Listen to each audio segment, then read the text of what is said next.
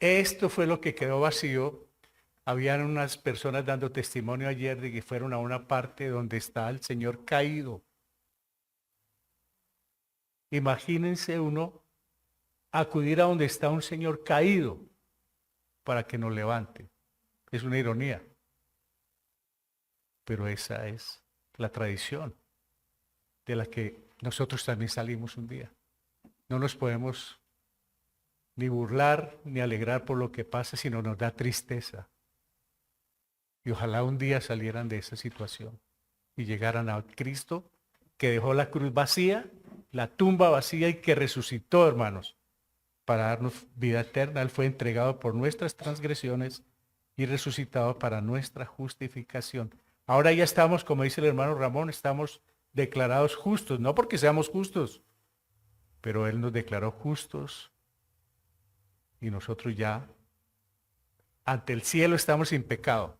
Puede que aquí en la tierra pequemos, pero delante, allá en el trono de la gracia, ya estamos sin pecados por haber aceptado lo que hizo Jesucristo en el Calvario. Él fue entregado por nuestras transgresiones y resucitado para nuestra justificación.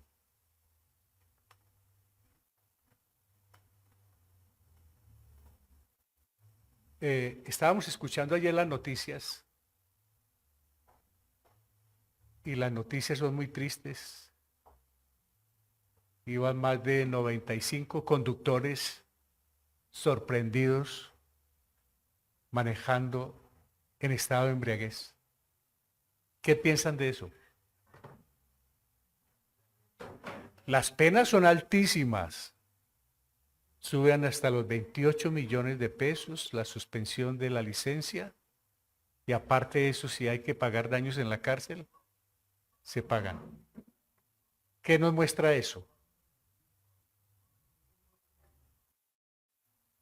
Las penas son muy duras. Ya han visto que están dando 60 años por las violaciones, por el abuso contra los niños, pero aumentan las violaciones y los abusos. Pero las penas también aumentan. ¿Eso qué nos indica? Que la ley no sirve, como no sirvió hoy en día para nosotros la del Antiguo Testamento. La ley no es que sea mala, pero mientras no haya un cambio de corazón, las normas no van a funcionar. Pueden poner lo más riguroso que sea. Mientras el corazón sigue tendiendo al pecado, las leyes no funcionan. No porque no sirvan, en el sentido de que qué bueno que se preocupe alguien por atajar, pero mientras el corazón siga desbocado sin Dios, las leyes no van a servir. Para ellos, ¿no? Para nosotros sí, porque como creyentes somos prudentes, cumplimos con las normas establecidas y no nos vamos a ver envueltos en este tipo de líos. ¿Por qué? Porque cumplimos como cristianos. Pero qué triste que las noticias cada día son muy desastrosas. Uno se pone a pensar es cómo reaccionan esas personas cuando les pasa el guayabo y saber que mataron a otros. ¿Por qué es matarlos? ¿Cómo será esa conciencia acusándoles durante tanto tiempo? Sí, ya no es porque el hombre se emborracha, ya es porque igual, ya se equilibraron en eso también las fuerzas, se toma por igual y se paga por igual. Pero las noticias son muy tristes, entonces estamos saturados de malas noticias, ¿no? Prendemos la radio, la tele, violaciones, accidentes, corrupción, entenebrecimiento. ¿No cree que esto le roba a uno la paz del corazón, hermanos? Que nos roba el gozo, que como que se nos complica el día cuando lo primero que escuchamos es más violaciones, más muertes, más tragedia. También tiembla, también hay catástrofes, inundaciones, sigue la pandemia, es decir, estamos saturados de malas noticias.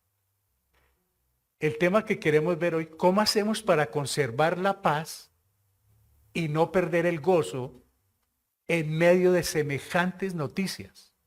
¿Cómo creen que podemos hacerlo?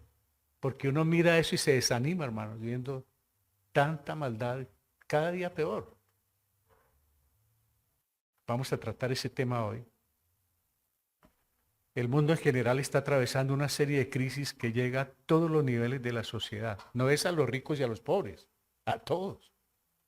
Y el cristiano no está exento de vivirla y aún lo que vendrá, porque no sabemos qué más viene. Mientras nosotros estamos acá, otros científicos estarán trabajando en otras cosas, otros en hacer peor daño. No sabemos qué más vamos a ver. Uno mira a los niños y tiene gran compasión por ellos. Gran compasión por ellos. Hay que cuidarlos tanto, hermanos, porque es tanto el riesgo. No sabemos qué vendrá, pero recibimos noticias. La pregunta es, hermanos, ¿de qué manera el creyente en medio de estas dificultades puede mantenerse en paz, gozo y contentamiento? Como que entonces uno, ¿qué hacemos? ¿Nos volvemos cínicos? Como que no nos importa lo que pase. ¿Qué hacemos, hermano? Ante todo lo que está sucediendo y lo que vendrá, porque la Biblia no tiene escapatoria en todo lo que dice, se cumple absolutamente. Todo literalmente. En la Biblia, el profeta Habacuc, que nos estuvo leyendo el hermano John, nos describe una tremenda crisis a todo nivel, pero sabemos también por la palabra de Dios que siempre la humanidad ha enfrentado diversas crisis. Acordémonos que hubo un diluvio. Acordémonos que han habido hambrunas. Yo no sé si recuerdan lo de Noemí con Ruth, lo de José en Egipto. Hambrunas, pero pavorosísimas. Siempre ha habido tragedias, hermanos. Y la pregunta para nuestros estimados hermanos es que si está atravesando una temporada difícil en su vida, y creo que aquí estamos algunos que estamos pasando por mal momento, no dudamos que se va a encontrar consuelo y fortaleza en Habacuc, pues los problemas que se vivieron en aquellos días no son muy distintos a los que vivimos hoy, hermano. Esos problemas que cuenta Habacuc de todo lo que estaba pasando, haga de cuenta hoy, hermanos. Eso no ha bajado, la corrupción no ha bajado la guardia, las enfermedades no ha bajado la guardia, los virus, la hambruna, hermanos. Hemos visto esas hambrunas donde están en guerra tan pavorosas. Habacuc estaba pasando por situaciones, no en mercados, pero algo mucho más terrible, porque venía el juicio sobre Judá y él temía los juicios y estaba pidiendo misericordia, porque el Señor va a colocar a los caldeos para que aterroricen a su pueblo, a Judá. Y claro, el profeta está angustiado y él está pidiendo misericordia en medio de todo esto, pero nos da unas palabras.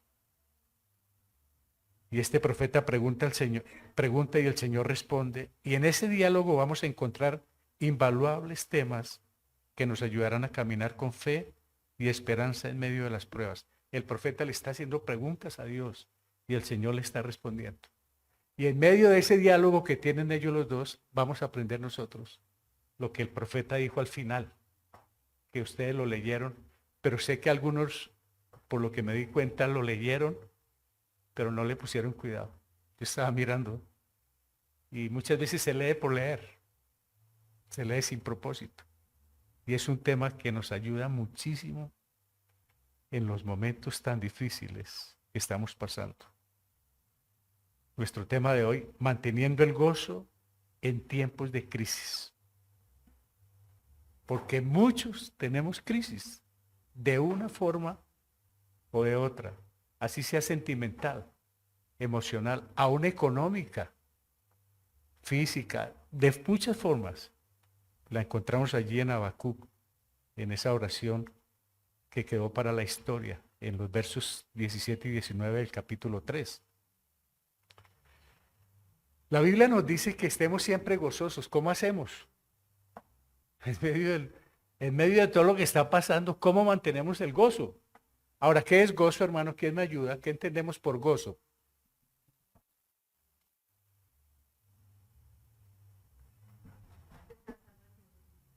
Bueno, ¿sí? Gozo es estar riéndonos. Gozo es un descanso, una tranquilidad interna que poco se ve fácilmente en las personas, porque una persona puede estar por ahí, no se le ve que esté riendo, pero está con gozo. ¿Por qué? Porque ha puesto su confianza en Dios. Al mundo le parece que está lleno de festines. Celebraron esta semana, creo que se agotaron las existencias de cerveza y de trago, celebrando la muerte, sepultura y resurrección del Salvador. A nosotros nos preguntaron que cómo celebrábamos la Semana Santa. ¿Cuál Semana Santa?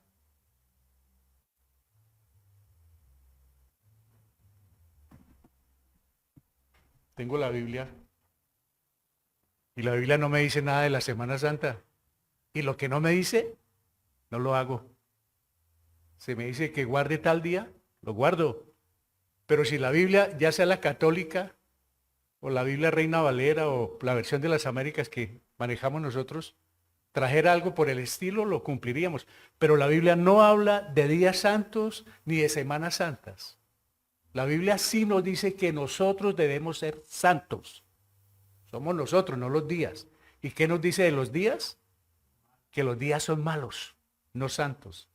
Por eso nosotros no guardamos ninguna tradición. Además, no es tradición nuestra, es tradición de la religión.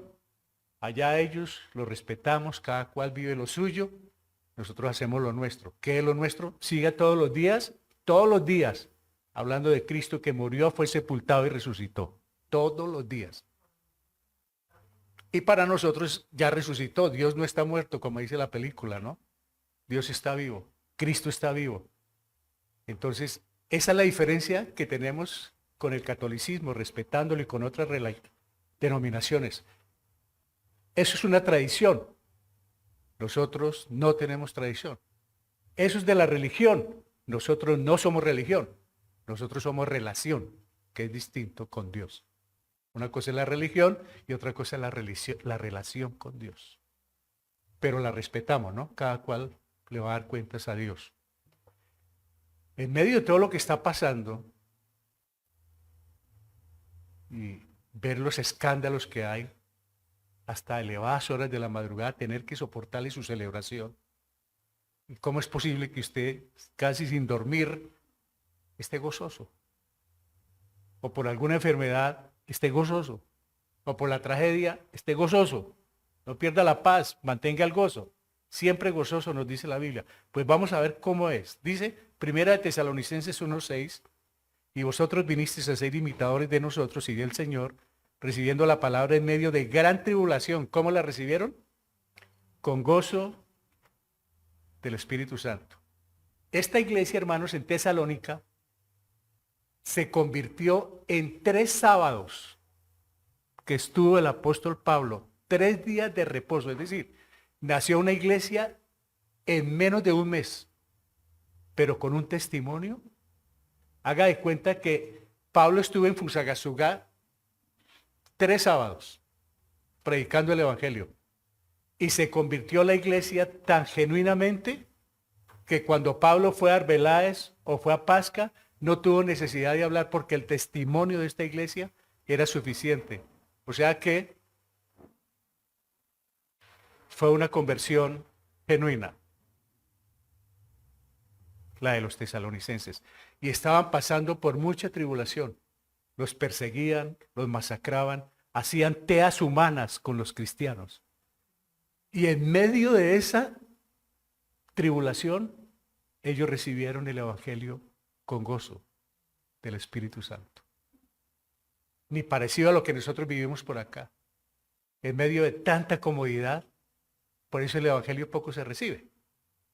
Porque hay tanta comodidad, hay tanta gracia, tanta misericordia de Dios, que parece que no necesitáramos el Evangelio.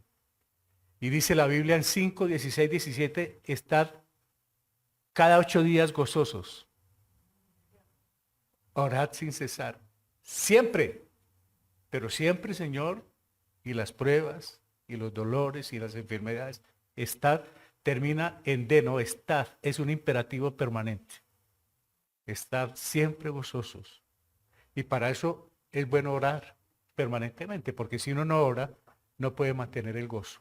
Pero vamos a mirar. Sí, porque es obra del Espíritu Santo. Siempre gozosos.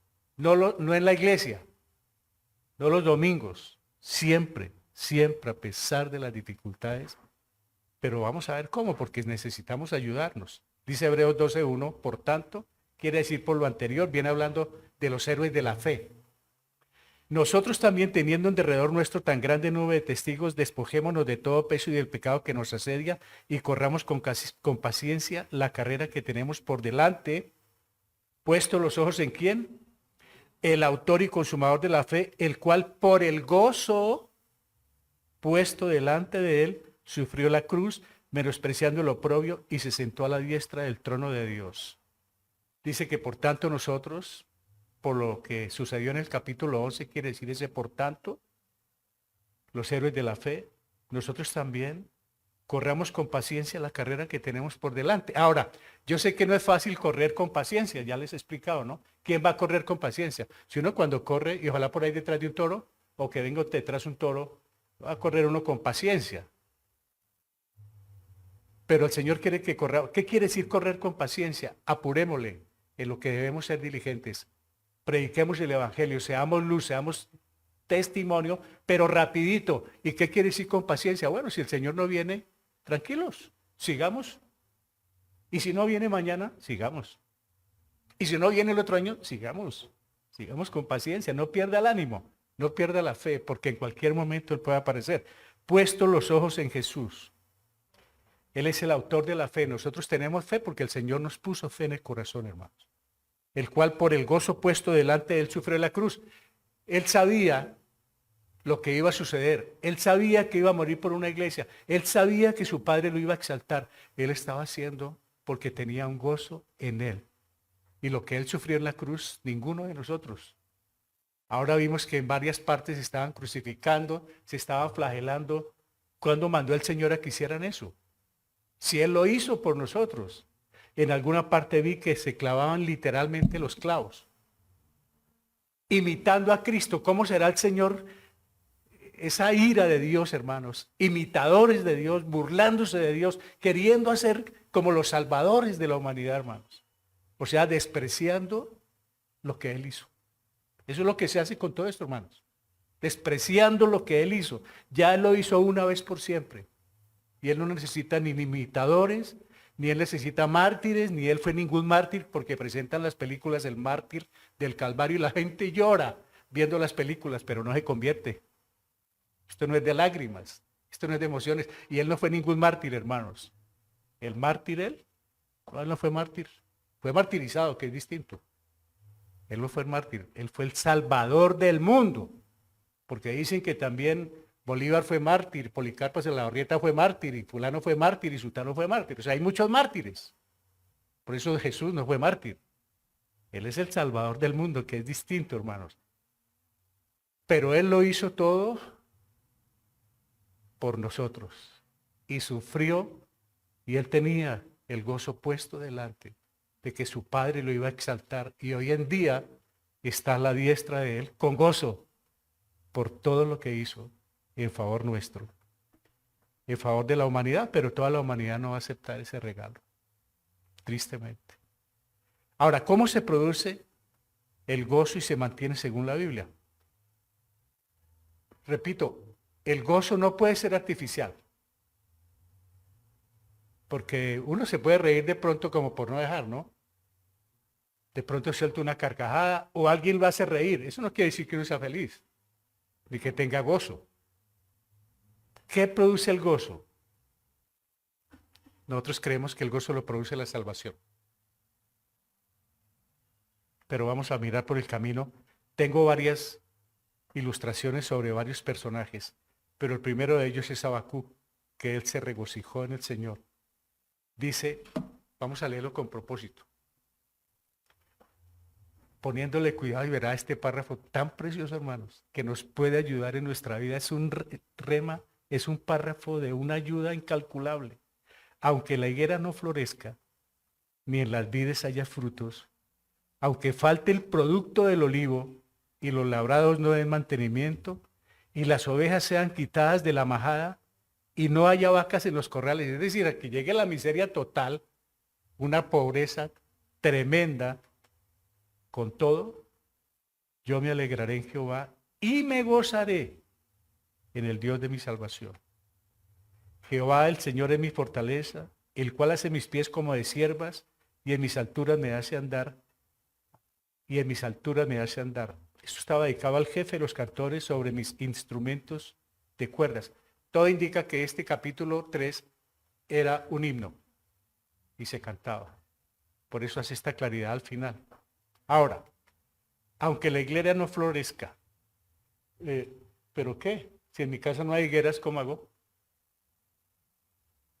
Sí, yo sencillamente digo, bueno, eso no es para mí, porque en la casa no hay higueras. ¿Qué quiere decir esto? Traído a nuestra época de hoy. Aunque no llegue el sueldo, aunque no pague la pensión, aunque no me atienda el médico en la EPS, aunque no me den la cita, aunque pierda el puesto, aunque me calumnien, aunque me insulten, aunque me tiren la puerta por la cara, aunque vea que se acabó la comida hasta que quedó el último alimento, eso es lo que quiere decir. No importa lo que pase, no importa los sufrimientos, mantenga la fe puesta en el Señor. Ni en las vides haya frutos, aunque no veamos nada de lo que hacemos. Es decir, no tenemos a qué echarle mano, Dios mío. Todo quedó completamente en ceros, la cuenta en ceros. No hay ni quien me preste ni quien me ayude. Está pasando una situación muy crítica. Estoy llevándolo al lado nuestro, ¿no? Hoy, este tema. Aunque falte el producto del olivo, es decir, no hay, el olivo era de lo más importante y aquí nos muestra de la agricultura la importancia que tenía, lo mismo que la ganadería, dice, y las ovejas sean quitadas de la majada, de eso vivían ellos, de la agricultura y de la ganadería. Aunque nada de eso haya, aunque se nos acabe el trabajo, hermanos, aunque nos despidan del puesto, lo tengo que llevar a la casa y no haya vacas en los corrales. ¿De dónde sacamos la leche, la carne? No hay que echarle mano, hermanos. Con todo, ¿qué quiere decir con todo? Amén. Amén. Pero sí lo podemos decir de corazón. Porque de pronto algunos no hemos sufrido tanto. Otros han sufrido más que otros. Hay gente a esta hora levantándose debajo de los puentes. Se despertaron a ver qué consiguen para el día. Otros para llevar a sus casas. A un domingo luchando.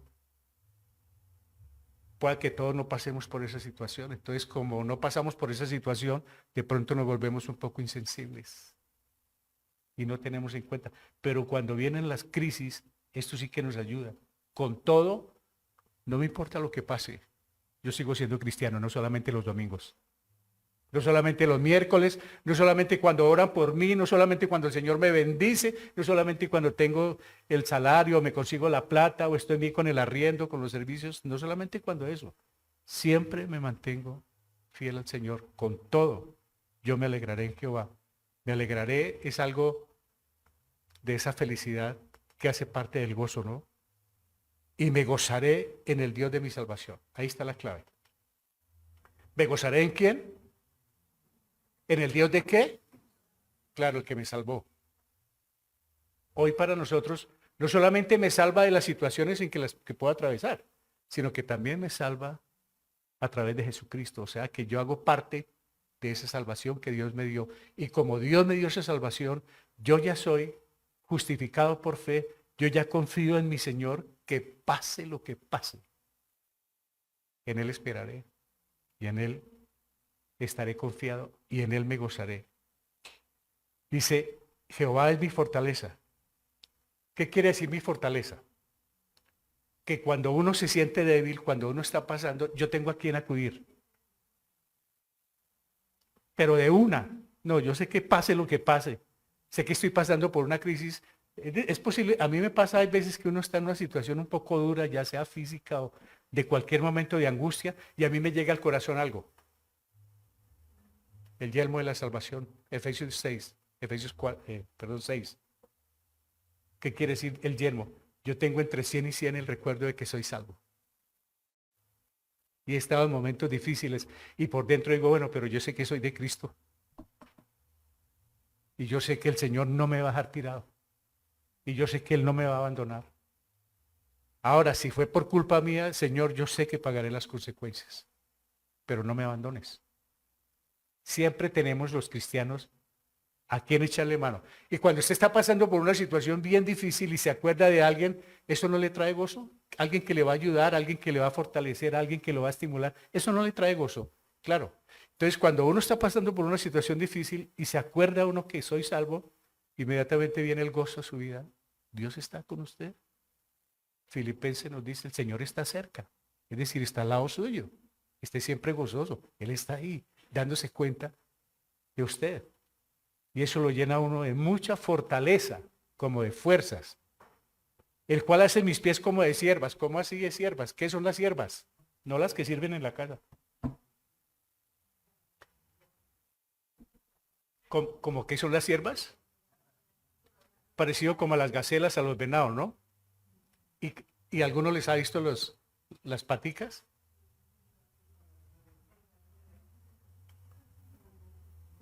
Si ustedes las vean, hermanos, las hemos visto nosotros en unas montañas donde eso es una pared.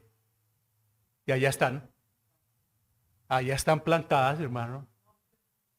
¿Qué es lo que está diciendo aquí el profeta? Pase lo que pase. El Señor me pone tanta firmeza en mí que no voy a resbalar cualquiera que sea mi situación. No voy a dar el brazo a torcer. No voy a perder la fe.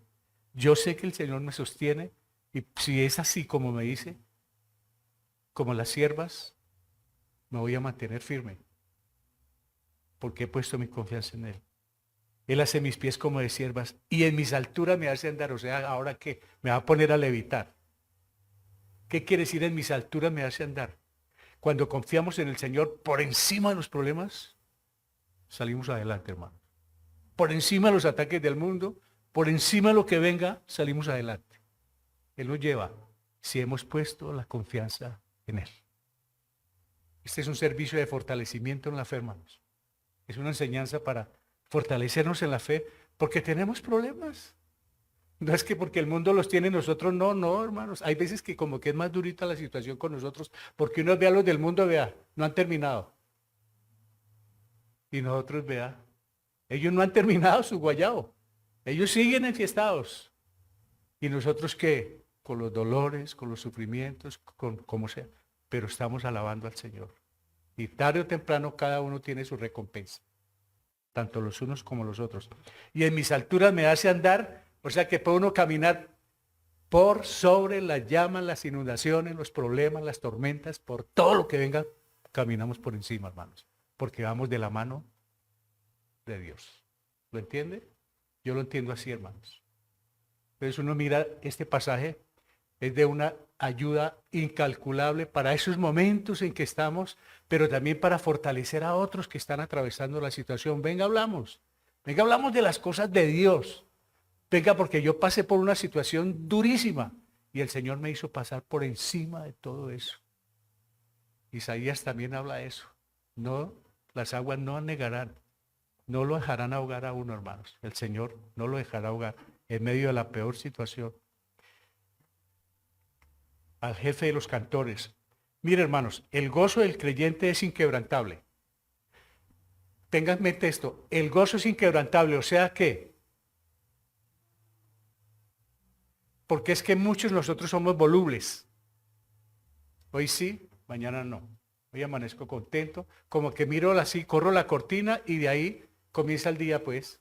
Si hay buen día estoy bien y si el día está picho, como dicen algunos, pues, sabiendo que el picho soy yo. Entonces, uno no puede mirar a ver cómo amaneció el día para saber cómo está mi vida espiritual, porque eso sería cristianos circunstanciales. Según la circunstancia, así me voy a comportar. No. Nuestro gozo, nuestra fe, nuestra paz debe ser inquebrantable, hermanos. Debe ser inquebrantable, inamovible. Los verdaderos tesoros son su riqueza espiritual. Habacuc no está pensando en que se le murió la vaca, ahora no hay quien dé leche, no hay quien traiga queso, no se puede hacer sopa, no se puede hacer pan, quedamos quebrados porque se murió la vaca. Él no estaba pensando en la parte material, tenía puestos los ojos en Jesús. Mire, Dios sabe todo porque es omnisciente, sabe que todo es de Dios, que Él nos da lo mejor, que es generoso y sabe lo que necesitamos. Aquí estamos un grupo de personas, otros están al otro lado de la cámara, y el Señor está pendiente de todos. Y Él sabe cuál es nuestra necesidad. Porque Él es ¿qué? Eso es uno de los atributos. Y si nos da todo lo que necesitamos, o sea, lo que necesitamos, no todo, sino lo necesario, es porque Él es poderoso. Otro atributo de Él. Y si nos da es porque su amor es muy grande, otro de los atributos, nos ama. Y porque no nos da el trato que merecemos es otro atributo, es misericordioso. O sea, en cada párrafo vemos atributos, atributos y atributos de Dios. Cuando conocemos a Dios, conocemos sus atributos, ya sabemos ante quién hablar, ante quién confiar, a quién acudir y qué esperar de Él, hermanos. Por eso que este párrafo, que es el tema de hoy, nos ayude mucho, hermanos. Lo podamos aplicar, lo podamos leer y releer. La dura experiencia de José. Ahora, me pareció bien, hermanos, reunir unos 3 personajes que nos ayuden cómo mantener el gozo en medio de las crisis. ¿Quién se acuerda lo que le pasó a José en Génesis? Sus hermanos le cogieron envidia porque su papá le regaló una túnica y su papá lo nombró como supervisor de ellos y se encendió el celo contra José. ¿Y qué pasó? Dice en Génesis 37:23, sucedió pues que cuando llegó José a sus hermanos, su papá lo mandó a que se dieran cuenta qué estaba haciendo. Y le llevaron un informe. Y cuando lo vieron venir dijeron, ahí viene el soñador. Ahí viene el consentido de la casa. Y le prepararon una trampa, ¿no? Sucedió pues que cuando llegó José a sus hermanos, ellos quitaron a José su túnica, la túnica de colores que tenía sobre sí, y le tomaron y le echaron en la cisterna, pero la cisterna estaba vacía. No había en ella agua. Aquí hay 2 cosas buenas, ¿no? Que si la cisterna hubiera tenido agua, ¿qué pasa? Pero también el golpe tuvo que haber sido duro porque estaba vacía. O sea, de todas maneras no le fue bien. Y menos con la traición de sus hermanos. Ahora, ¿por qué no se iba a ahogar? Porque entonces los planes de Dios se ahogarían. Y Dios tenía un plan. Y aparte de eso lo venden, y van y lo venden a Potifar, y la mujer de Potifar se enamora de José, y como no pudo llevarlo a su intimidad, entonces le inculpó de que la iba a violar. Y el hombre le creyó a su mujercita Potifar y lo mandaron a la cárcel. Dice Génesis 39:20, y tomó su ama a José y lo puso en la cárcel donde estaban los presos del rey y estuvo allí en la cárcel. Perdóneme, póngase en los zapatos de José. ¿Qué piensa de Dios? Póngase en los zapatos de José. Me traicionan mis hermanos, me tiran en una alcantarilla, no me dejan morir allí, me sacan y me venden a los ismaelitas que pasaban. Ahora que me traen los ismaelitas, aquí en Egipto soy un esclavo. Me ponen a trabajar y como trabajo bien, la mujer del patrón se enamoró. Y como yo no quise ceder a sus pretensiones, entonces ella me calumnia y me meten a la cárcel y aquí estoy preso. ¿Qué piensa de Dios, hermano? Cualquiera bajaría la guardia, cualquiera dudaría de Dios, cualquiera preguntaría, ¿con eso me paga? ¿Cómo me he portado de bien? Yo no insulté a mis hermanos, yo no estoy insultando a nadie, yo no estoy vociferando y estoy preso, Señor. Y aparte de eso, en la cárcel también le pasó algo más. Pero hay algo clave aquí, hermanos. Pero Jehová estaba con José y le extendió su misericordia y le dio gracia a los ojos del jefe de la cárcel. ¿Sabe una cosa? Por más que vengan los sufrimientos, las calumnias, pregúntenme, hermano, a los que hemos pasado por ahí, objeto de calumnia. No vengo a ser víctima, pero he sido objeto, hermano, de eso. Y uno sabe lo triste que es. Sobre todo cuando viene de partes íntimas. Duele muchísimo. Y cuando uno lee a José dice, bueno, pero yo sé que el Señor está conmigo si yo soy fiel al Señor. Claro que uno peca, claro que uno se cae, pero él permanece fiel, hermanos. Jehová estaba con José y le extendió su misericordia. No importa el sitio donde estemos, el Señor está ahí. Miren la cárcel. Ahora, La otra vez dijo un tipo que le gustaba hacer trampas, dijo, no, si yo voy a la cárcel y es creyente, si yo voy a la cárcel allá predico el evangelio, ¿con qué testimonio va a ir por ladrón? A predicar. Uno puede ir a predicar a la cárcel cuando es por una calumnia, por algo injusto que lo llevaron a la cárcel, por alguna acusación infame, aproveche y vaya y predique que tal vez el Señor lo mandó a predicarle a los presos. No se desespere, que el Señor está con usted porque no fue por algo premeditado suyo. Pues el Señor estaba con José. ¿Estuvo con Pablo? Claro. ¿Por qué? Porque ellos fueron injustamente llevados a la cárcel. José no ha perdido la calma. Y aparte de eso hizo amistad con el copero. Y le adivinó el sueño, ¿no? Acuérdate pues de mí, le interpretó el sueño, perdón. Acuérdate pues de mí cuando tengas ese bien y te ruego que uses conmigo de misericordia y hagas mención de mí a Faraón y me saque de esta casa. Aquí parece que él patinó un poquitico en la fe, hermanos. José, al parecer, estaba en una situación tan crítica y le interpretó el sueño al copero y le dijo, como a usted le van a dar libertad mañana y se va a encontrar con Faraón, ¿sabe qué? Una cuñita. Dígale que aquí estoy yo y que yo fui el que le interpreté el sueño y el del panadero también. Hicieron buena amistad y se despidieron. ¿Y qué pasó con esa amistad? Se olvidó 2 años. A los 2 años que hubo una fiesta y Faraón necesitaba a quien interpretara un sueño, el copero dijo, ay,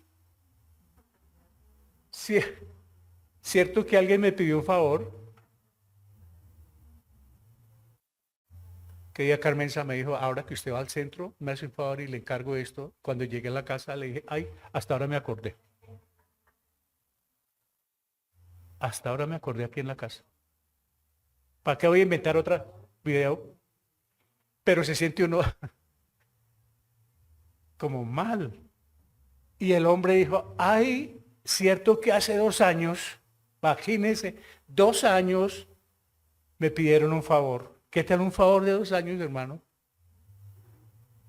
Y hay un hombre que puede venir a interpretar y lo mandaron traer. Él adivinó el sueño, perdón, interpretó el sueño de Faraón y que pasó a ser el segundo hombre. Ahora, miren lo que sucedió. Le dice Faraón, tú estarás sobre mi casa y por tu palabra se gobernará todo mi pueblo. Solamente en el trono seré yo mayor que tú. O sea, tú eres el segundo hombre en el sector más importante de la tierra hoy en día, que es Egipto. Tú eres el segundo. Muy bien. Génesis 50:20. Ahora, ¿qué hubiera podido hacer a este hombre como segundo al mando? ¿Qué era lo primero que hubiera hecho? Yo mando traer a la mujer de Potifar. Había unos palitos con unos lazos y las paticas colgando. ¿Y qué hubiera hecho con el copero? Este sí es mucho falso, ¿no, hermano? ¿Y qué hubiera hecho con Faraón? Mire, Faraón, le voy a contar mi desgracia. Uy, he sufrido, me vendieron mis hermanos, me vendieron. Cuéntele el problema a todo el mundo como hace mucho creyente. Como si eso solucionara las cosas. Fíjese que no le solucionó lo que le contó. Habló con Faraón y él no comentó nada. ¿Por qué no le dijo nada? ¿Por qué no le dio quejas? O sea, Faraón. Porque no tenía resentimiento. ¿Sabe por qué? Porque Dios estaba en su corazón. Y cuando Dios está en el corazón, no hay resentimiento, hermanos. Hay gozo. Claro que hay dolor. Claro que hay lágrimas, hermanos. Claro que hay momentos de tristeza y de depresión. Sí que los hay. Pero en medio de todo, uno sabe que Dios está ahí. Puede ser el peor sitio, la peor mazmorra, la cárcel que sea. Él está ahí, hermanos. Acordémonos de Jonás. En el fondo del mar le escuchó la oración. No importa el sitio donde estemos. Si hablamos con Dios con toda sinceridad, y este hombre estaba caminando bien con Dios y el Señor lo llevaba de su mano. Dice Génesis, y aquí está la conclusión del porqué del gozo de José, hermanos. Vosotros ¿qué sucedió? Cuando él mandó llevar al papá y a los hermanos, resulta que Jacobo se murió, el papá. Y dijeron los hermanos, uy, ahora José nos va a matar. Ahora nos va a cobrar venganza de todo lo que le hicimos. ¿Y sabe lo que les dice José cuando los vio asustados?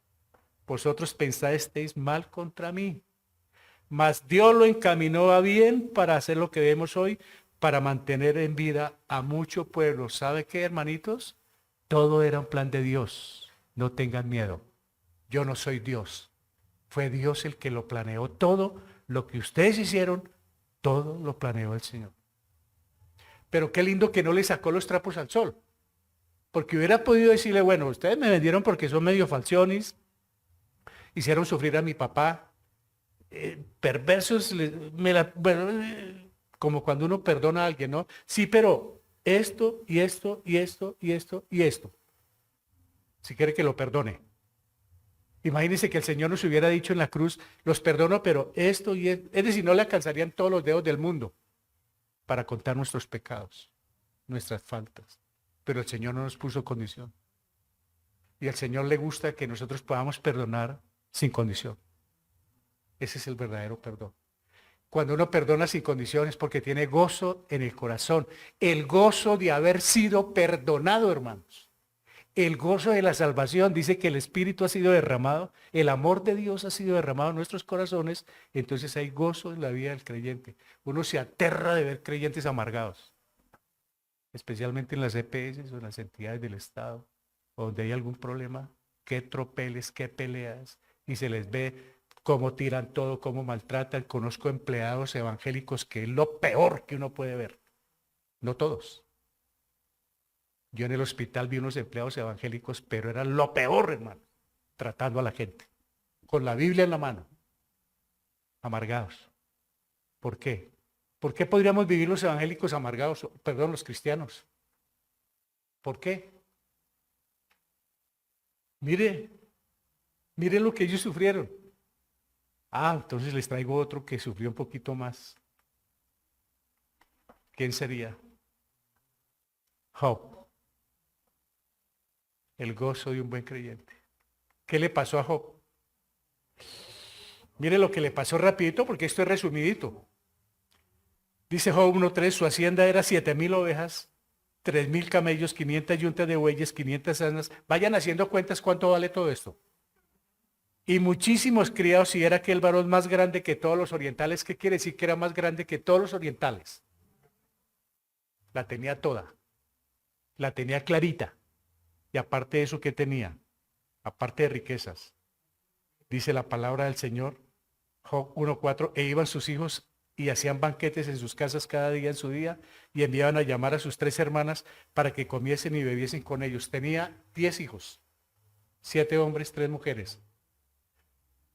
Un gozo impresionante, sus hijos crecieron, hicieron banquetes, se reunían y él, temeroso de que hubieran pecado, ofrecía holocaustos para que sus hijos fueran perdonados, los presentaba delante del Señor.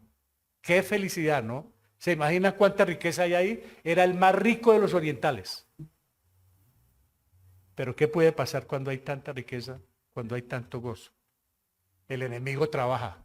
Tenga cuidado, hermanos. Hay días que amanecemos que todo está bien, hasta el día es azul y bonito, hermanos. Y cuando menos pensamos, dice, salta la rana, ¿no? Dicen los marineros que tengan mucho cuidado cuando el mar está quieto, porque debajo hay algo. Y entonces lo compara con el consomé. ¿Se acuerdan? Consomé no le debe salir el humo, pero péguele el sorbo.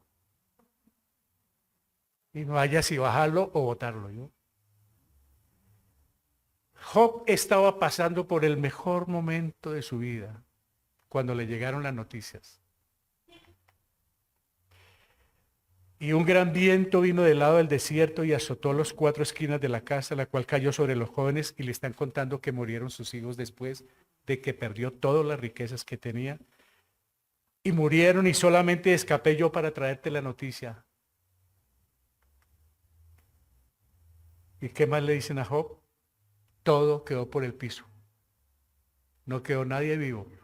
murió la ganadería, se cayeron sus propiedades y sus hijos murió hasta el último de ellos.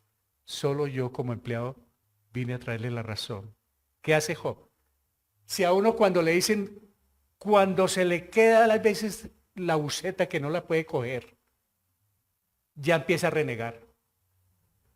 Si cuando va a salir y empieza a llovinar, ¿qué hace? Uy. Y los que podemos manejar un carro y que va a salir de afán y la llanta está pinchada, ¿qué hacemos? Hermano, los que sabemos, como esta mañana, no pinchados pero sin batería. Se me quedó prendido y de los cocuyos y esta mañana tenía más luz la alberca de la señora y del parqueadero. ¿Qué hacemos? Nada. Venga, buscamos la salida. Esa es la ventaja de venirnos temprano, de no llegar tarde a culto. Temprano. Nos damos el lujo de vararnos, de pincharnos, de demorarnos y de tener esto listo para el servicio. Pero si nos venimos sobre la hora, llegamos tarde. Entonces tuvimos tiempo de cuadrarnos al lado de otro carro, saque los cables, estrenémoslos los que habíamos comprado una vez, póngaselos allá, llega un señor y póngaselos acá. ¡Run! Claro, ¿cuánto le debo? Porque eso es...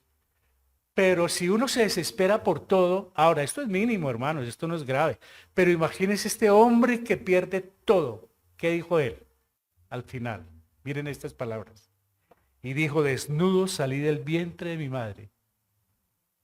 Y desnudo volveré allá. Jehová dio y Jehová quitó. Sea el nombre de Jehová bendito. ¿Qué les parece, hermano?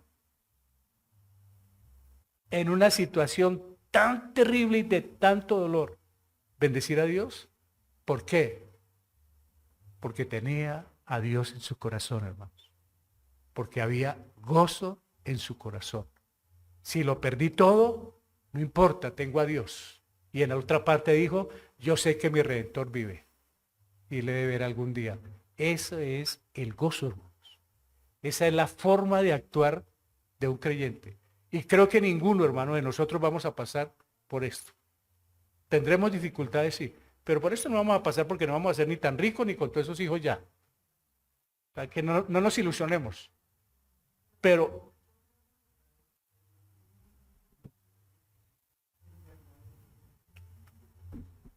ay, gracias por acordarme, hermana. Me puse a leer con detenimiento los capítulos de Job y mírelos a ver qué descubre uno. Y descubrí algo. Que Job nunca mencionó a Satanás. ¿Quién le hizo el daño a Job? Satanás fue y pidió permiso. Y el Señor le prestó a Job. Y él nunca mencionó a Satanás. Y conozco hermanos agarrados con el diablo toda la vida. Y eche fuera demonios. Y no le vamos a pasar encima a Satanás. Sangre de Cristo. La sangre de Cristo cumplió un papel especial que se debe dejar quieta. Fue salvarnos, limpiar nuestros pecados. Ya, dejémosla en su lugar. Y Satanás hizo todo el trabajito con el poder que el Señor le permitió. El fuego del cielo lo trajo Satanás. El ventarrón que hizo el vendaval lo puso Satanás. El Señor le ha dado poder para eso, hermano. Y este hombre no peleó en ningún momento ni con su mujer que le dijo unas palabras duras, ni con Satanás, sino él se dirigió a Dios y le dijo en una parte, tú pusiste la mano sobre mí. Porque él conocía de Dios, porque sabía quién es Dios. Y nosotros debemos tener esa claridad que cuando algo pase, acudamos a Dios, no al diablo. Agarrarnos con él, pelear con él, y a buscar culpables de lo que nos pasa. Vamos a ver quién tuvo la culpa. O fue la iglesia, o fue el marido, o fue el hijo, la mamá. Alguien tiene la culpa en todo esto. No, mírese su vida. Y mire a Dios. Porque uno tiene que mirar es al cielo y mirar cómo estoy yo para poder establecer, para poder aclarar las cosas. Es una enseñanza hermosísima. Este hombre no acusó al diablo, no peleó con el diablo. Como muchos líderes, como muchos pastores que se agarran con Satanás, hermano. Y quieren derrotar al diablo. sabiendo quién gana la pelea. El diablo ya está derrotado, hermanos. El Señor en la cruz lo derrotó. ¿Sabe por qué sucedió esto? Porque Job no tenía puesta la mirada en las cosas materiales. Sí, nos duele si perdemos algo, si nos roban algo. Pero eso no es la vida. Que se dañó algo, pues mirar a ver cómo se puede reparar. Pero esa no es la vida. Si vemos cuánta gente se mata al día en Colombia por no dejar de robar un celular, hermanos. Porque tienen su vida en el celular, hermanos, o en la maleta que llevan con la plata. Y porque dieron toda la oportunidad para que otro se la robara. Porque casi siempre es por oportunidades que se da. Porque se hacen matar por lo material. Lo material se puede comprar un día, se puede recuperar. Pero una puñalada mal puesta puede tener unas causas terribles, a menos que quede uno vivo, porque si queda muerto no hay nada que hacerle. Job era gozoso, feliz, porque no tenía la mirada en las riquezas, tenía la mirada puesta en Dios. Voy a ver si traigo por acá otro personaje. ¿Se acuerdan de Rut la Moabita? Ay, la historia de ella es fascinante, hermanos, con Noemí su suegra. Noemí pues se fue porque había ¿qué? Hambruna. Siempre ha habido crisis y se fueron para otro sitio. Pero no consultaron con Dios, su marido se fue y por el camino que pasó llegaron a otra parte. Es que uno cree que con irse para otra parte arregló la situación. Cuando va pensando en lo material, se me arregló la vida porque tengo el sueño americano. Sabiendo que el sueño americano pasó hace muchos años. Ya no existe. Existe más el sueño colombiano. Si nos ocupamos en algo. Claro, la pesadilla americana. Pero ¿qué pasó con esta? Se fueron y por el camino, ¿quién se murió? El marido de Noemí. Y se murieron los dos hijos de. Quedaron dos mujeres viudas, tres viudas. Y con hambre. Porque ahora empezó la hambruna donde ellos estaban. Y empezó a haber bonanza de la tierra de origen de Noemí. Pues bien, las dos mujeres, ¿cómo se llamaba una? Noemí y la otra, Ruth y la otra, Orfa. Orfa, ¿no? Y Orfa, pues finalmente se dejó convencer de la suegra y dijo, yo me quedo. Y Ruth dijo, miren esto, hermanos, qué belleza, qué verso este, hermanos. Después de que Noemí le dijo, váyase, dijo, yo no me voy, yo sigo con usted. Respondió Ruth, no me ruegues que te deje y me aparte de ti, porque a donde quiera que tú fueres, iré yo, y donde quiera que vivieres, viviré. Tu pueblo será mi pueblo y tu Dios será mi Dios. ¿Qué es eso? Una conversión completa al Dios del cielo, porque ella era de una región pagana, de los moabitas. Terribles, hasta hoy. Son malos. Pero esta Ruth se convirtió y dijo, el Dios suyo será el mío, Noemí. Tuvo buen testimonio de su papá en medio de todo, de su suegro y de su esposo. ¿Sabe que el testimonio juega un papel fundamental? Porque otro hubiera dicho, no, yo no lo había seguido con esa calidad de suegro que tuve. ¿Y con esos cuñados? ¿Y con ese marido? Chao, suegrita. No, tu pueblo será mi pueblo y tu Dios será mi Dios. Ya había en ella la salvación, hermanos. Y esta mujer se aferró a su suegra. Dice el 1:19, anduvieron pues ellas dos hasta que llegaron a Belén, y aconteció que habiendo entrado en Belén, toda la ciudad se conmovió por causa de ellas y decían, ¿no es esta Noemí? Todos la vieron completamente transformada después del sufrimiento, achacada y anciana, y aparte de su llegada con una joven ahí que quién sabe qué, de dónde se la levantó.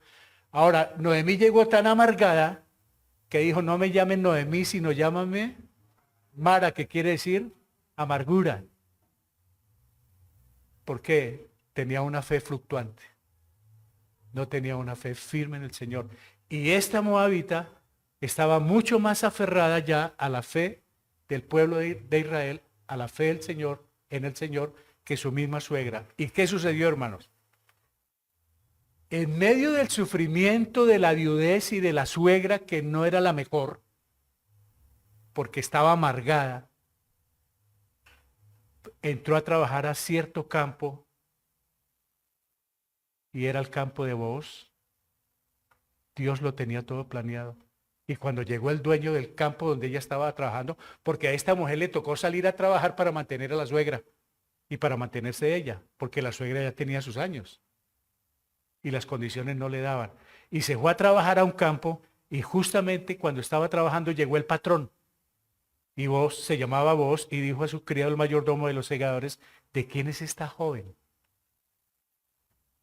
Respondió y dijo, es la joven moabita que volvió con Noemí de los campos de Moab. Es una extranjera, viene de una parte pagana, viene de otros dioses, viene, de una vez le dijo quién era, de los campos de Moab. Y ella siguió trabajando y sucedió el plan de Dios ya en el capítulo 4. Booz pues tomó a Ruth y ella fue su mujer y se llegó a ella y Jehová le dio que concibiese y diese a luz un hijo. Como ustedes ya han visto esta historia, pues el hombre llegó, se enamoró de ella también se enamoró de él la redimió, era la pertenencia que tenía por parte del esposo de Noemí, había una tierra, ella pasó a ser la mujer y concibió. ¿Y quién nació? Dice, este es padre de Isaí, padre de David. ¿Sabe a quién concibió esta pagana, Noemí, convertida ahora a las creencias y a la fe en Dios? ¿Sabe a quién concibió? A Obed. Y de ahí viene ¿quién? Jesucristo. De ahí viene Jesucristo, hermanos. ¿Pero por qué sucedió todo eso? Porque ella, a pesar de la amargura de su suegra, cuando ella comprendió quién era Dios, su gozo, el gozo de Dios estuvo en su corazón y supo paladear a su suegra y supo paladear en su trabajo y supo ser de testimonio y vino a ser ahora parte de la propiedad, hermanos, de parte de vos y vino a ser de la genealogía de Jesucristo. ¿Por qué? Porque mantuvo el gozo a pesar de la crisis. Ella estuvo en hambruna, claro. Estuvieron trasegando por el desierto, claro. Estuvieron sufriendo, claro que sufrieron, pero no perdió la fe, no perdió el gozo. Hubiera podido devolverse en la mitad del camino y decirle, suegra, vaya, siga usted. Esto está muy lejos y esto está muy cansón. No, yo sigo contigo hasta el final. Y fue recompensada porque mantuvo el gozo, hermano. No perdió la paz en su corazón. El plan de Dios se cumplió perfectamente cuando vos redimió la tierra de Noemí y la mano de Ruth en matrimonio, que eso fue un proceso, ¿se acuerdan? Cuando la sandalia y cuando... Todavía hay esperanzas. Y finalizó con Felipe y el etíope. ¿Se acuerdan?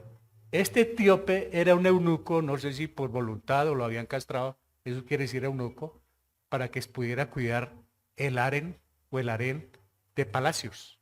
Imagínense un bien vivito cuidando a todas las reinas. Entonces pasaban por ese proceso. Por eso llegan a ser los eunucos. Y era etíope. Pero este etíope se vino para el pueblo buscando adoración a Dios. Él era creyente en Dios, pero solo en Dios. Entonces venía leyendo un libro del Antiguo Testamento. ¿Era el libro de qué? De Isaías. Pero leía y no entendía. Entonces el Señor, miren esto, hermano, lo que hace Dios. Una persona está leyendo la Biblia, pero si lo hace de corazón, así no entienda, pero queriendo buscar de Dios, Dios inmediatamente le brinda ayuda. Y este hombre venía sin entender, pero quería buscar de Dios porque sabía que a través de las Escrituras se buscaba a Dios. Y el Señor se dio cuenta y le puso, trasladó de un sitio a otro, hermanos, al evangelista, a través del Espíritu Santo lo pasó de un sitio a otro. O sea que hay rapto. Lo pasó de un sitio a otro y se lo encontró por el camino. Entonces Felipe, abriendo su boca, entonces le dijo, ¿qué está leyendo? Dijo, pues estoy leyendo aquí una parte, pero si no tengo quien me enseñe. Entonces Felipe, abriendo su boca y comenzando desde esta escritura, le anunció el evangelio de Jesús. Él creía en Dios, pero no tenía a Cristo en el corazón. Y el mundo dice, yo creo en Dios, pero no tiene a Cristo. O sea que no sirve de nada. Sin embargo, si es una persona de una fe en Dios, así sea en solo Dios, Él le va brindando la oportunidad de la salvación para que escuche el Evangelio, hermanos. Eso hace Dios. No sabemos en el mundo cuántos creyentes hay genuinos en Dios y necesitan escuchar de Jesucristo para su salvación. Y Él lo va a permitir, hermanos. Por eso a nosotros nos toca hacer ese trabajo. Y después de que le compartió el Evangelio de Jesucristo, muerte, sepultura y resurrección, porque Felipe ya sabía eso fue en la era apostólica, dice que yendo por el camino llegaron a cierta agua y dijo el eunuco, aquí hay agua, ¿qué impide que yo sea bautizado? O sea, le dio toda la doctrina mientras llegaron. Cuando vio el agua dijo, oye Felipe, yo ya he creído en Jesucristo, hay formas de que me bauticen, mire el agua, ¿hay algún impedimento? Y el otro le dijo, no hay ningún impedimento.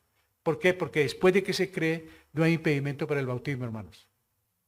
No es tanto el curso que se haga, es tener la fe puesta en el Salvador. Ya queda autorizado para mandarse a bautizar.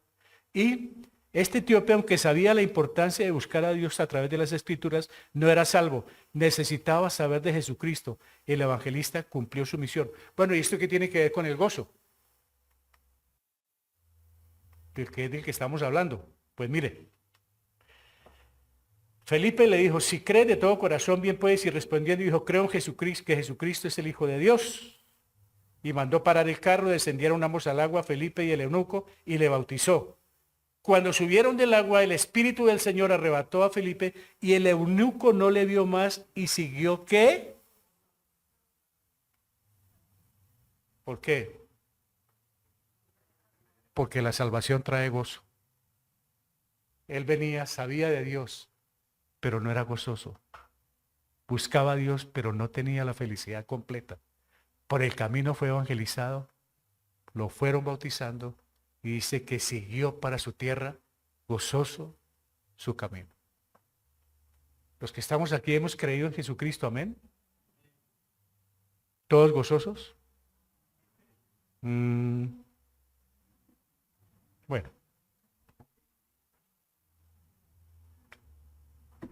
Dios quiera que así sea. Pero si no hay gozo, revise por qué. ¿Porque estoy enfermo? ¿Porque no tengo plata? ¿Porque no tengo trabajo? ¿Perdí el gozo? Entonces tengo que revisar la salvación. Tengo que revisar la salvación si en mí no hay gozo. Porque a pesar de los sufrimientos, de los dolores, de las circunstancias, mantenemos la salvación firme. El gozo del Señor. Lo que hay es que restablecerlo.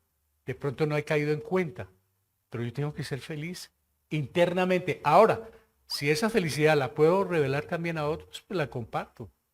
Pero hay hermanos que viven con un gozo pleno, a pesar de las circunstancias. Y otros que no lo mostramos, muy tristes, muy amargados, a pesar de todo lo que ha hecho el Señor por nuestras vidas. Ya estoy terminando, hermanos. Me encantó la parte final de este evangelismo. Se fue gozoso. No hay más felicidad más grande, hermanos, que comprender la salvación. Porque hay sufrimientos, hay dolores, pero yo no soy salvo. Y sé que esto pasará. Y si no pasa física, literalmente, tarde o temprano el Señor me llevará. Y si no me lleva, tarde o temprano el Señor aparecerá. Pero que esto termina algún día. Todas las cosas le pertenecen a Dios. Esto nos da una perspectiva diferente de lo que es las cosas materiales. Porque muchas veces por las cosas materiales perdemos el gozo de la salvación. No que perdamos la salvación, perdemos el gozo por los aspectos materiales. Y aquí dice algo, hermanos. Claro, el pecado sí que quita el gozo. Dice Primera de Crónicas 29:11. Tuya es, oh Jehová, la magnificencia y el poder, la gloria, la victoria y el honor. Porque todas las cosas que están en los cielos y en la tierra son tuyas. Tuyo, oh Jehová, es el reino y tú eres excelso sobre todos. Ya les aclaro. Dice el Salmo 50, Job 41. ¿Quién me ha dado a mí primero para que yo le restituya? Todo lo que hay debajo del cielo es de quién. Dice el Salmo 50, 12a. Si yo tuviese hambre no te lo diría a ti, porque mío es el mundo y su plenitud. Es decir, yo no necesito pedirle a nadie, ni decirle que tengo hambre, dice Dios. Todo es mío. Romanos 11:35 dice lo mismo que Job.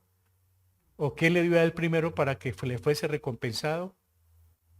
Porque de él y por él y para él son todas las cosas, a él sea la gloria por los siglos. Amén. Y 1 Corintios 6:20 dice, porque habéis sido comprados por precio, glorificad a Dios en vuestro cuerpo y en vuestro espíritu, los cuales son de Dios. Ponle cuidado, hermanos. ¿Qué pasó aquí en esto? Tuya es, oh Jehová, la magnificencia. Todo lo que hay debajo del cielo es tuyo. ¿Qué entendemos? La casa que yo tengo, ¿de quién es? Ay, ¿verdad? ¿El carro de quién es? ¿Mi mujer de quién es? ¿Mi mamá de quién es? Mis hijos que tanto quiero y mis nietos y mis bisnietos, ¿de quién son? No son míos. Nada es mío. El día que uno logra comprender esta parte, cambia la perspectiva. Como decíamos allá donde Gabriel, ¿no? Gabriel dijo, yo me despido de mi mamá. Sí, era su mamá, pero prestada, porque es de Dios. Todo lo que tenemos es prestado. El día que uno haga conciencia, claridad de esto, tiene una perspectiva completamente distinta de las cosas y dice como Job, desnudo salí, tarde o temprano desnudo volveré, porque no hay ningún entierro con trasteo. Ningún ataúd con caja fuerte, no, hermano, para abrir allá. El verso 11 me impacta muchísimo. Job 41:11. ¿Quién me ha dado a mí primero para que yo le restituya? Todo lo que hay debajo del cielo es mío. Y va con el 11:36. Perdón, con Romanos 11:35. ¿O quién le dio a él primero para que le fuese recompensado? ¿Sabe lo que hacen esos dañinos de la prosperidad? Le dicen a usted, de esta parte y el Señor le da 100 veces más. Y de esto y el Señor das. Y das el 10 y el Señor le da 90. Entonces lo ponen a negociar con Dios. Y dice el Señor, ¿quién me dio a mí primero para que yo le devuelva o qué? ¿Cuándo usted me prestó? ¿Cuándo me dijo, esto es suyo y tome, yo comparto? Si todo lo que hay bajo el cielo es mío, ¿qué vienes a negociar conmigo? Eso es lo que hace la prosperidad. Ponen a la gente, llévele, llévele, y finalmente el que prospera es uno o su familia y los demás en la ruina. Pero esto nos ayuda muchísimo. ¿Quién me dio a mí primero para que yo le devuelva? Es decir, usted de dónde me sale con el cuento de que me da tanto y yo tengo que devolverle tanto, si hasta su vida es mía, ni las uñas de sus pies son suyas, para que no haga tantas cuentas. Todo es mío, dice el Señor. Hermanos, voy a finalizar acá. Pueda que estemos pasando por momentos muy difíciles. Y seguirán pasando. Y seguirán sucediendo cosas. Pero que nos ayude Habacuc, aunque la higuera no florezca, aunque no haya nada en los campos, aunque veamos que como que todo se oscurece, con todo nos alegraremos en el Señor. Él es el Dios de nuestra salvación. Él nos mantiene firmes, hermanos, firmes como los pies de las siervas. Y Él nos hace pasar por sobre todos los problemas. No que no vayamos a salir afectados, porque de una u otra manera somos afectados. Pero estando de la mano del Señor, superamos la crisis por difícil que sea. Amén. Que el Señor nos ayude a fortalecer, hermanos. Los momentos van a seguir avanzando peor, pero también nosotros nos afianzamos cada vez más del Salvador y llevamos a otros a la salvación, porque no nos vamos a ir nosotros solos. Que el Señor nos ayude, hermanos, a buscar de Él en los momentos difíciles de llanto, de soledad, de tristeza, de angustia, de pobreza, de todo lo que haya de abandono. Hay alguien que nunca nos abandona, hermanos, y es el amigo fiel. Y Él permanece fiel, así nosotros seamos infieles. Y es el Salvador Jesucristo, hermanos. Padre, te damos muchas gracias por este precioso día. Alabado y glorificado tu santo nombre. Gracias por Habacuc. Gracias por Job. Gracias por José, por Ruth, que nos enseñan. Gracias por ese etíope. que estaba lleno de gozo porque recibió la salvación, Padre Santo. Ayúdanos a superar las crisis de tu mano, a afianzarnos en tu palabra, en la oración. Gracias por la iglesia, por la vida espiritual, Señor, por los hermanos en Cristo que nos apoyan en oración, que nos ayudan a salir adelante en los momentos más difíciles, porque hay veces aún en la misma casa, en la misma familia, miramos a los lados y no tenemos quien nos tienda la mano, pero tú eres el amigo fiel que permaneces para siempre, Señor. Ayúdanos, porque hay momentos muy tristes, muy difíciles, muy duros, Padre. Pero aunque todo esto suceda en nuestras vidas, aunque vengan las circunstancias difíciles, con todo, seguiremos confiando en ti, porque nos has salvado a través de Jesucristo, porque tenemos el Espíritu Santo y porque tenemos el gozo de la salvación. Ayúdanos a llevar ese gozo perenne en nuestros corazones y poderlo también transmitir a aquellos que están tristes y sin Dios, que creen que con las celebraciones arreglaron todo y que descansaron en el alma, pero no ha sucedido nada en ellos. Padre Santo, ayúdanos a llevarles el Evangelio de la salvación. Gracias por amarnos, por consentirnos. Gracias porque tú eres nuestra consolación, Señor, nuestro fortalecimiento y nuestra pronta ayuda en las tribulaciones. No tenemos, como dijo el apóstol, a quién más ir, solamente a ti, Padre Santo. Te agradecemos por la palabra de hoy, que sea de fortalecimiento, que sea de gozo para nuestras vidas. Padre, tú conoces el resto de peticiones, tú conoces la necesidad que hay física, mental, emocional, económica, sentimental. Muchas gracias por hacerte cargo de cada necesidad nuestra. Al tiempo tuyo recibiremos tu respuesta. Ayúdanos a mantener firmes en nuestra fe. Guárdanos el resto de la tarde, no sin antes rogarte por la salvación de nuestras familias, Padre del cielo. También por la salvación de nuestros gobernadores, de nuestras autoridades, que ellos conozcan de ti. El tiempo que sigue está en tu cuidado y en tu protección, en el precioso nombre de Cristo Jesús nuestro Salvador. Amén. Aleluya. Que el Señor les continúe bendiciendo, hermanos.